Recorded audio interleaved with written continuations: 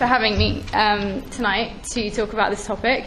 I'm going to try and talk about me as little as possible and talk about conversion in general terms as much as possible, inshallah, if I can, for two reasons. One is that I think, well, I hope that, there'll be a point in my life where I'll no longer be a convert. I'm 7 years in and counting, still converts, hoping there'll be a point at which I'll just be Muslim, and still working to figure out where that boundary is.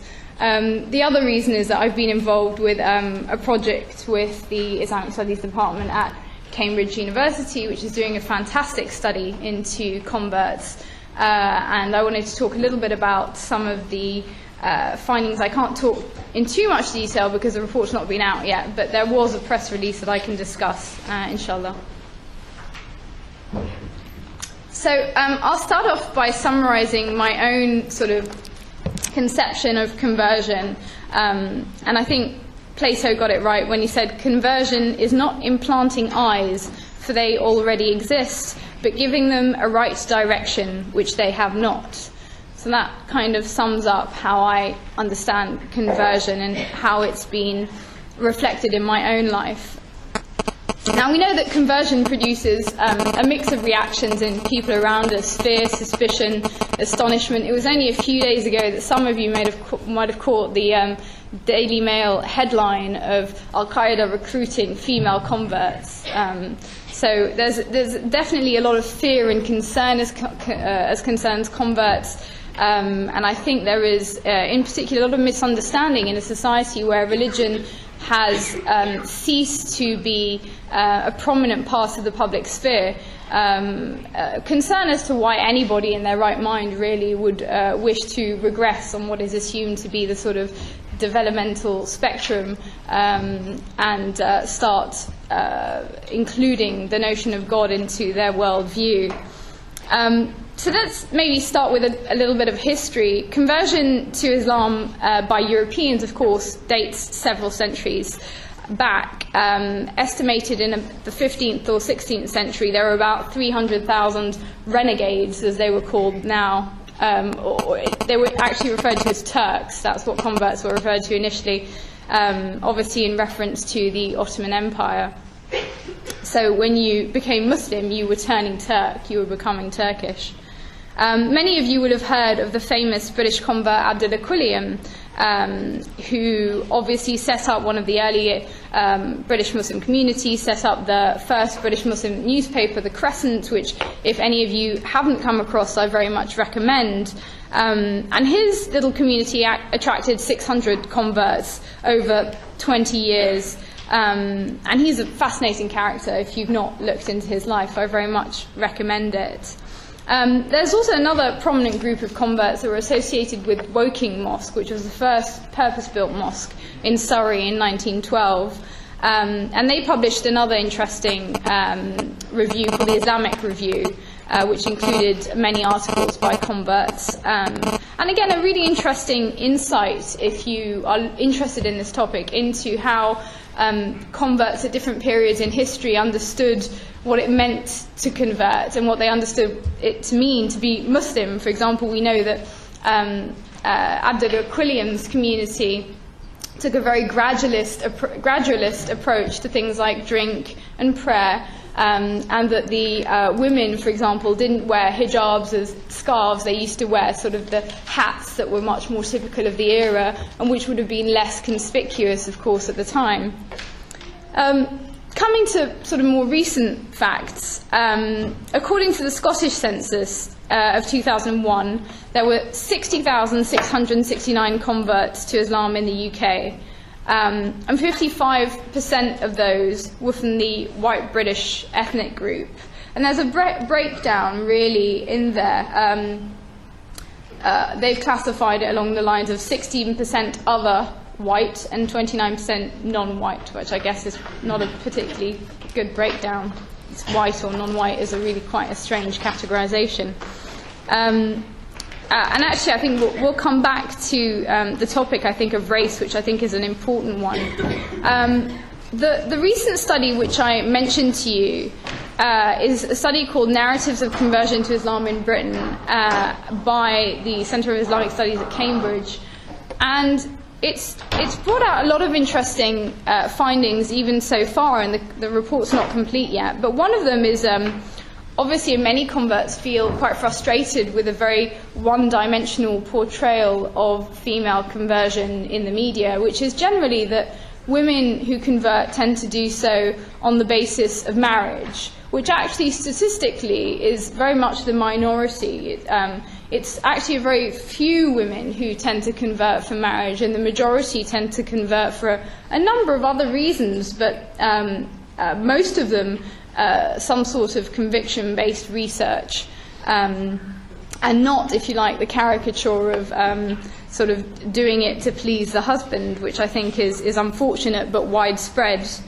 And of course the idea that many of them do convert at the expense of their independence and their liberty, and that again is very much a widespread view. It's very much part of the public narrative, and I think that's again what will be interesting when the report comes out, is that if you think about the image of Islam in the public sphere, you'd think that sort of liberal-minded, intellectual women from non-Muslim backgrounds would, run a mile from Islam. But actually, when you start to encounter Muslim converts, you tend to find that a noticeable number, at least, are well-educated, intellectually engaged. Many of them have got high-flying careers. So the question then, obviously, is why? And I think, obviously, there are a plurality of reasons for that. But there's actually no evidence to suggest that Islam is the fastest growing religion in the world. Sorry to disappoint. We don't actually know that. And I think, actually, given just how much negative press Islam does receive, it's likely that that's not true.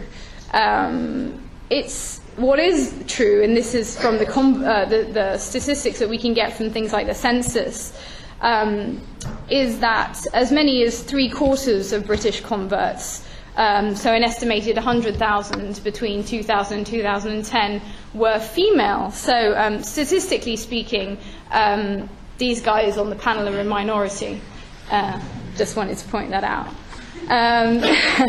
So when we're thinking about converts, we can talk a little bit about the experience that converts have, and they are quite diverse, but there are some points that we can draw out. A number of converts get their information and assistance from books, Muslim acquaintances, and the internet, and a majority say that they receive no help from the mosque, which I think is a sad indictment, actually, of our mosques and of the role, really, that they ought to be playing within the Muslim community in terms of a support network, in terms of a hub for the community, in terms of a hub. When I say of the community, I don't just mean of the Muslim community. It should be a hub where, the homeless, the elderly, people who are vulnerable in the community feel that they can come to. It's somewhere that certainly people who've just converted should feel welcome, and it should be somewhere where they get support and help. The majority of converts do experience a bit of a hard time, certainly initially, and these difficulties can range from negative attitudes of the family and people around them, but also difficulty in identifying with the Muslim community. I think, recalling my own experience, certainly the minute you decide that you want to convert, and of course conversion in Islam is relatively easy, La ilaha illallah Muhammad Rasulullah, and bam, you're Muslim. But, there's a lot more to it, obviously, than that. And there is this sort of assumption that as soon as you've taken the Shahada, that's it, you know where you're at. And that's when the questions start to flow. What are you? Are you Sufi? Are you Salafi? Are you Sunni? Are you Shia? What are you? We want to know. Well, I don't know. I'm just Muslim. That's only as far as I've got. And I think, and actually we could go further with those questions. Are you Deobandi? we could go a lot further with those questions. So I think converts then become, if you like, almost a prize to be won over by the different communities. So which mosque are you going to attend? Are you going to attend the Pakistani mosque or the Arab mosque? Who's going to be your clique? and you have to somehow find your way in this kind of pull from different directions. And I think that's another thing that Muslims find difficult, certainly in the early stages. And I think one of the issues then becomes, if you do identify with one of those communities, how do you retain your identity as a European if you're frequenting, let's say, an Arab mosque? And not become, you don't have to become Arab to become a Muslim, obviously. But I think certainly converts in the initial phases certainly struggle with how do you find your identity as fully European and fully Muslim. And interestingly, actually, the majority of converts feel that there's no natural conflict between being a devout Muslim and being a Briton or living in Britain. And the majority also feel that there is more good than bad about British culture. So I think if you're interested in this sort of stuff, there's a Faith Matters report, which I would very much recommend you look into. And it's just I've just sort of read out a few of the stats off that, but you could find out a whole lot more there. I certainly had the experience of what I call the racialization of converts, which is that you go from being solidly recognized as white middle class to suddenly being a little bit brown, a little bit something. You're definitely not white anymore, and suddenly realizing that actually there's a different relationship to people that aren't white and middle class out there, and that there are a lot of struggles, even in basic interactions that perhaps one was not completely aware of prior to that. So I think the reasons why obviously converts do decide to take the big leap are multiple. There are many. Certainly in the research that we've been looking at, there are those who encounter somebody very inspiring. There are those who come into contact with the Quran. There are others, like a good friend of mine who's Czech, who was living at home and decided to look into Islam on the internet and decided to convert based on what she read on the internet. So I mean, there are really really interesting kind of journeys that people take, and they do vary quite a great deal. One of the other things that really came out of the report, and that will come out of the report, are some of the issues that Muslim converts from different backgrounds experience. So I think while there is generally a sense of triumphalism from heritage Muslims concerning white converts, I think converts from black and Asian backgrounds tend to have a lot harder time, and I think that's something as a community that really needs to be taken into account. Certainly a lot of the women who were participating in our discussions found that they were not afforded the same respect, welcome, admiration that were afforded to white converts, that if you were a black convert, it was kind of taken for granted that you would convert, that you weren't included in the community in the same way. And of course, once black and Asian converts enter the community, they experience a whole other host of barriers. Things like, oh, well, I'd like to marry your daughter. Black convert man wants to marry Asian woman, and there are a lot of problems come up for converts from black and Asian backgrounds. And I think we can't gloss over those. We can't pretend that they're not there. One of the most horrific stories that I heard actually was of somebody trying to organize a trip to Hajj, and they were fundraising for it. And the fundraisers asked if they could see, those financing the trip had asked if they could see the profiles of those who were going to be sent off on the Hajj. And essentially, there were a number of black and Asian converts on the list, and they said, well, these aren't real converts, we're not prepared to fund them. These things are happening, they're very real, and I think it's very important to be aware of them and to try and make sure that we don't somehow slip into, I guess, a complex surrounding white converts as being somehow different or in need of greater praise or recognition. And I think it's worth asking ourselves that when we do give white converts that importance, what does that say about our view of ourselves? And I suppose on the topic of converts generally, what I also usually point out is most practicing people, in a way, are converts. Most of you who are practicing have made a conscious decision at a point in your life to look into your faith and decide that that's something that you would like to commit to. That journey may have been eased by the fact you are coming from a Muslim background, or it may not, because sometimes that just complicates things a little bit further, because there are all sorts of cultural issues tied into coming from a particular background and notions of what Islam actually means from the background you're coming from.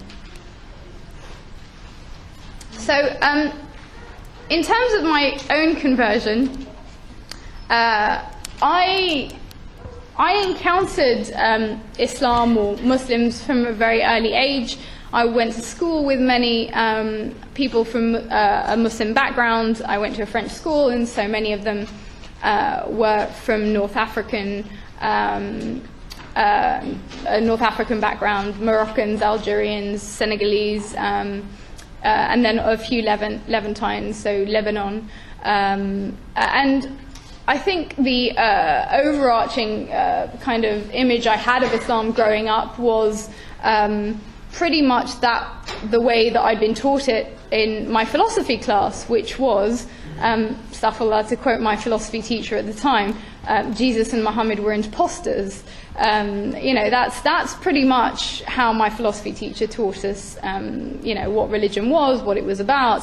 And of course, in a sort of enlightenment-driven education, you're very much taught that religion is a relic. We've moved on from that. It's a delusion. It's something that holds people back from sort of full mental emancipation. And that is really the image that I had up until the time that I went to university. And I went to university between 2000 and 2003. So, of course, September the 11th happened whilst I was at university. And there was a massive shift, actually, on campus, a palpable shift on campus, and a palpable shift in the way that my friends were suddenly being referred to. So while previously I think that they'd been known as Moroccans or Algerians, they were suddenly Muslims. Oh, the Muslims did this, or the Muslims did that. And Islam sort of became a lot more prominent in the way that we were filtering people's behavior. And of course it became a great topic of discussion. What is Islam's place in Europe? What kind of an influence is it having in our society? Is it positive? Is it negative? Who are these Muslims anyway? And for me, the real sort of turning point, I guess, was I developed a friendship with a number of Muslims at my university who were devout and practicing Muslims, and they were the first devout and practicing Muslims that I'd ever encountered. And they helped me shift the way that I thought about religion on a number of fronts, and not by giving me overt dawah, believe it or not. They helped me shift my understanding of religion by being really nice people, really good people that you could rely on, really reliable, generous, timely, yeah, and generally just people who, I suppose, when you're a student and you're the first time at university, you need a network of people to help you get on with life. Mum and dad aren't there anymore to help you. You start to value those qualities in people, and I started to question why it was that these people in particular had these qualities, and what it was that was cultivating those qualities within them. And they would explain that in their religion this is something very important, to help your neighbours, look after your friends, be there for people if they needed you. And so I started to shift my view of Muslims, not so much of Islam, just by virtue of an interaction with people whom I felt had very solid ethical ideals, and I respected that. I didn't respect the religion. I continued to view Islam as something negative, but I respected them, and that was the beginning really of a window, I think, into the religion. The other big turning factor was somebody giving me a book by Oriana Fallaci, who's an Italian polemicist, and she's dead now actually, and she wrote a book in which she described Muslims in Europe as vermin, and we all know what you do with vermin, mangy dogs, and we all know what you do with a mangy dog. And really there was a language being used in the book which worried me. It really echoed with some of the literature that I'd grown up reading. And I was concerned, and I felt that it was important at that point for me to become educated enough about Islam that I could determine whether what was being said about it, you know, was it this nefarious influence in Europe? Were Muslims trying to take over and, you know, create this horrific system, or were Muslims being talked about in terms which was wholly unacceptable, and did I therefore have a responsibility as a human to get involved and make sure that this was stopped? Because either way, I didn't feel that I could be neutral at that point anymore. And so really the journey began. But I suppose I should point out the other thing that really had a big influence was the Senegalese ladies that I was friends with. And they really shifted my view of Muslim women. They were not meek, nor were they shy and retiring. They were quite the opposite, and they shattered a lot of my preconceptions, and they forced me to question a lot of my prejudice by virtue of who they were, by virtue of being sassy, smart women who knew why they were doing what they were doing and could hold their own in an argument as to why they were doing those things. And so those were, I think, if I had to bring it down to three factors, some of the key elements which then led me to start looking into the faith a little bit more deeply. Now, of course, being the sort of cantankerous person that I am, I went away and decided I was going to read this Quran to prove them wrong. And I went home and picked up a free copy of the Quran that I'd been given at my local mosque, which was an awful translation. Awful. Sometimes I think you can do more harm than good with some of the translations of the Quran that we hand out, parenthesis closed. And went to read it in a fit of anger, like, right, let's show these guys what's wrong with this text. Couldn't get past the first page, just couldn't read past the first page, just couldn't read it. I left it for a while and went away, and summer exams came and went, summer came and went, and as students suddenly sometimes do, became a little bit bored over the summer holidays, decided I would raid my dad's library, and came across a French translation of the Quran that he had, and read that, and that completely blew my mind. I was very much struck by the Quran. It very much spoke to me in terms that, to me, I can't really explain in any other way than to say it's a book that obviously is not a book. It's a message contained within some pages, but it's also both universal in its reach, but very specific in its ability to speak to your heart at a particular point in time and address very specific issues. And for me, it was a very moving experience. I'm aware that I probably have about 3 minutes left now, so I'll try and wrap up. I should also point out that as part of this debate and discussion that I was having with the Senegalese sisters, I was trying to convince them that you know, this oppressive clothing that they were wearing, it was really time to shed it and to start living in the 21st century and discover all there was to learn about fashion.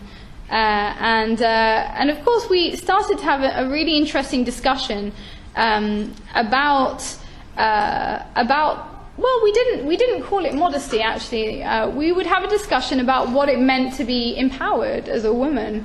And one day they suggested, well, because of course their argument was that if you minimize the attention you place on your physicality, you create a public sphere in which people are more equal, because it's not about girls competing against girls for male attention.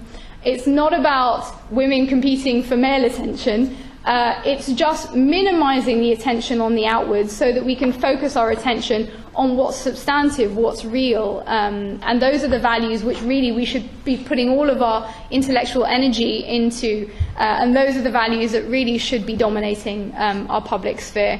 And so they gave me, as we say in French, un gage, what do you call it, like a dare. Why don't you try it out? Why don't you try it out? Wear not a full-on hijab. I used to wear a little bandana and some baggy clothes. And to be honest, it's not so much the bandana. And I'll be honest, the hijab for me, or the headscarf, or the khimar, or we know what we're talking about, the headscarf, is... and I've said this before, that the cherry on the cake, you totally have a cake if you don't have a cherry, but you don't have a cake if you just have a cherry. And so the idea was that actually minimize this attention on the body by wearing clothing that place more emphasis on, or force me to place more emphasis on myself as a person, and actually seeing the reaction that I got outside, having to work a lot harder for things. It was a lot easier before, actually. You know, if you didn't have the right buffet, just fluttered your eyelids and gave a little, you know, smile, flick of the hair, and suddenly you could get on the bus for free. It doesn't work that way anymore, unless the bus driver's Muslim. So I think it was a really interesting experience to realize that actually, if you minimized the importance that we attach to female sexuality as a tool of expression in the public sphere, you had to work a lot harder on yourself as a person. You couldn't get away with things a lot easier. You actually had to be nice to get things done. It wasn't enough to just use your wild charms. You actually have to work at things and be a nice person and stick to your word, because these are the things that matter ultimately and are going to, you want me to end? Got it. That are going to help people, or that are going to make sure that people then respond to you in the way that you want them to respond. And for me, that was a very empowering journey to go through as a woman. It was one which I knew, even if I didn't commit to Islam, I was very interested in the notion of minimizing the importance of the female body as one of the routes for our expression in the public sphere. I really took to the idea that actually, from a feminist perspective, we have a lot more to gain from minimizing the attention to that and focusing on things that are much more substantive in our public interactions.